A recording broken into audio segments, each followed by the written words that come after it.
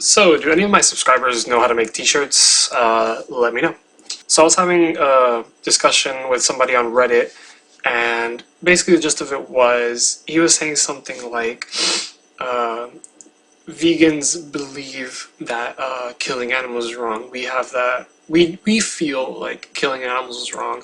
The unnecessary suffering that they go through isn't justified for food, things like that. And I was just trying to make a correction saying that it's not just a belief, like, it is kind of our opinion, but we know that the majority of people think this way. They just don't know that they think this way. So when you word it, like when you're talking to non-vegans, and when you word it the way saying, oh, we believe that it's not wrong. And when you put it like that, you're kind of like isolating us, the vegans, from the non-vegans, and trying to make it seem like we're different from them. Like, oh, well, us as a group, we feel this way.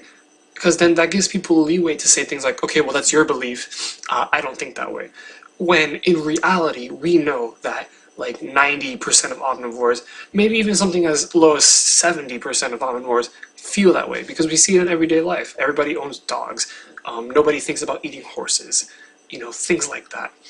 So we know that the majority of people hold this belief, and it should be our job as vegans to remind people that they think this way.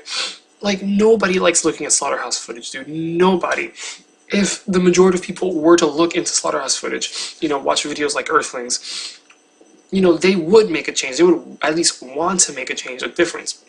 The fact is, the majority of people have no clue that for their food to be on their plate, there has to be immense, suffering, torture, factory conditions, all of this. The thing is, just most people are clueless, and if they were to know, they would share this belief. They're, to an extent. I know people who have seen slaughterhouse footage and don't give a shit, but we know that the majority of people feel that way. So this is a call to all vegans to be a little careful with your wording when talking to omnivores, because there's a very, very good chance that they also agree with our way of thinking.